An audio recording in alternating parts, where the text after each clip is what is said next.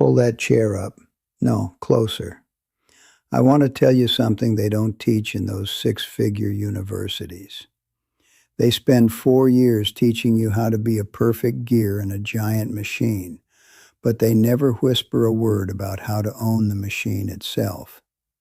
I've lived through 12 presidents, 3 wars, and enough market crashes to know that most people are running a race they've already lost, simply because they don't even know whose track they're running on. I had a friend named Silas, hardest working man in the county.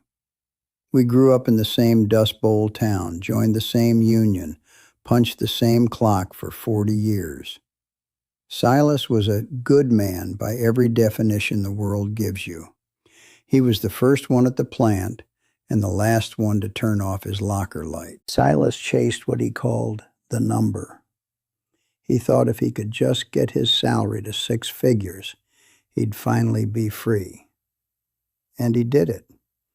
By 50, he was making more than anyone in his family ever had. But Silas didn't realize he was on a treadmill designed to speed up every time he got faster. The more Silas earned, the more the government loved him. They took 30%, then 35%.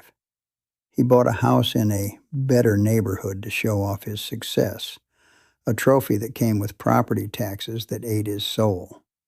He bought a luxury car, a liability disguised as an achievement. Silas was a hunter. In the primitive world, a hunter is king until his eyes go blurry or his knees start to ache. The day the plant closed, Silas realized he didn't own a single thing that produced value without his sweat. He had income, but he had zero power. He spent 40 years building someone else's empire, and all he got was a gold watch that told him exactly how much time he'd wasted. Don't be Silas. Don't fall in love with a paycheck.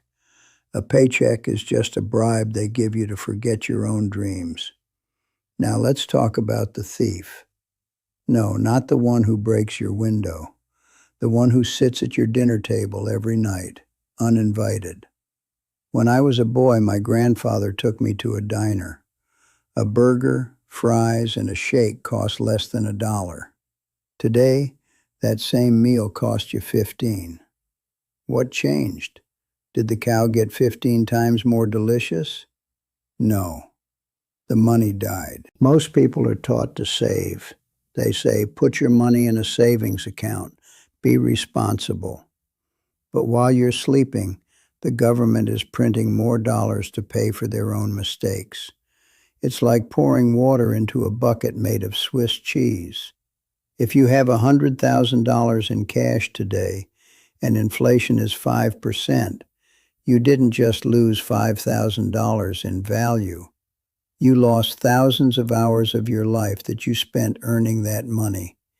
You've been robbed of your time, the only asset you can't grow more of. But here is the owner's secret. The rich don't save money. They own things that money buys. They own the land, the buildings, the companies. When the dollar drops, the price of the land goes up. They aren't holding the melting ice cube. They own the freezer. And even better, they use the thief to pay their debts. If I owe a bank $1 million and inflation makes the dollar worth half as much, I just got a 50% discount on my debt.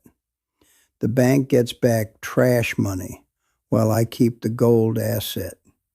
That is how you make the system work for you instead of against you. Look at the trees outside. I planted those 40 years ago. Every year they get bigger. Every year they provide more shade. In the world of wealth, your assets are your trees. The biggest mistake I see young folks make is cashing out. They see their portfolio go up $10,000 and they get itchy. They want to sell so they can buy a new TV or a trip to Vegas.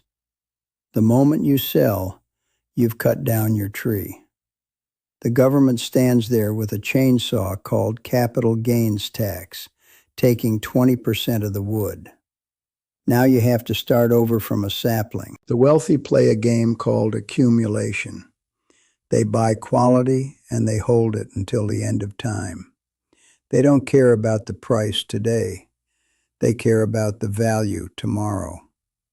If you never sell, you never pay the tax man. You let your wealth compound in a silent, explosive way that the IRS can't touch. Your job isn't to be a trader. Your job is to be a collector of empires.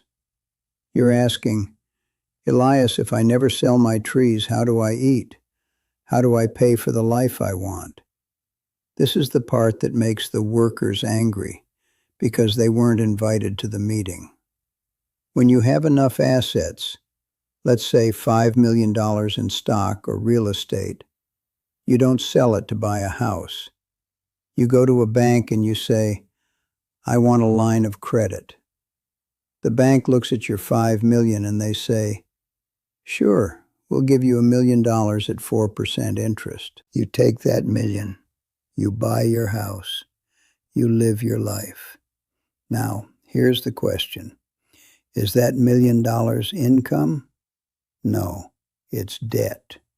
And in this country, we don't tax debt. The ultra-wealthy don't have salaries. They have lines of credit. They live on borrowed money at 4%, while their assets grow at 8%. They're pocketing the difference tax-free, while you're sweating over a tax form. They're playing chess, while everyone else is playing checkers with missing pieces. But you don't need $5 million to start. You can start with one small, ugly duplex. The U.S. tax code isn't a book of laws, it's a book of incentives. The government wants you to provide housing, so they give you a gift called depreciation. I remember a year where I made a lot of money in the city. I was bracing for a tax bill that would have made a grown man cry. Instead, I bought an old apartment building. Because I was materially participating, the IRS let me take a paper loss. On my tax return, it looked like I lost $100,000 because the building was wearing out. But in reality, the building was worth more than when I bought it, and the tenants were paying my mortgage. I used that phantom loss to wipe out the taxes on my actual income. I kept my money, I kept the building, and I used the tax savings to buy another one. That is the zero tax snowball. Once it starts rolling, nothing, not even the government, can stop it. We all have to leave the table eventually. My time is closer than yours. But even in death, the owner has one final move. If a worker saves $1 million in cash and dies, that money has already been taxed once when it was earned. But if I die owning a portfolio that grew from 1 million to 10 million, something miraculous happens. It's called the step up in basis. The day I pass those assets to you, the IRS resets the price. To the government, it's as if you bought them for $10 million on that very day. All those years I spent avoiding taxes, all those capital gains, poof, cleaned off the slate. You can sell those assets the next day, pay off the loans I took out to live my life, and keep the millions that are left, tax-free. This is how dynasties are built in this country. They don't pass down cash. They pass down cost-basis resets. So here is the choice you have to make when you walk away from me today. The world will try to lure you back to the worker's playbook. They'll offer you a steady salary, a 401k with a tiny match, and the security of a cubicle. They'll tell you that debt is the devil and that paying your taxes is your fair share. But now you've seen the other side. You can't unsee the man behind the curtain. Freedom in this country isn't something they give you. It's something you own. It's the ability to say no to a boss you don't respect.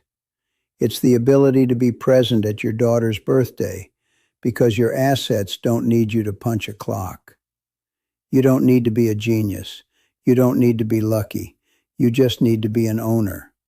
Stop asking, how can I make more money? Start asking, how can I own more of the world? The gate was never locked. Most people are just too busy looking at their feet to notice the lock is broken. Look up.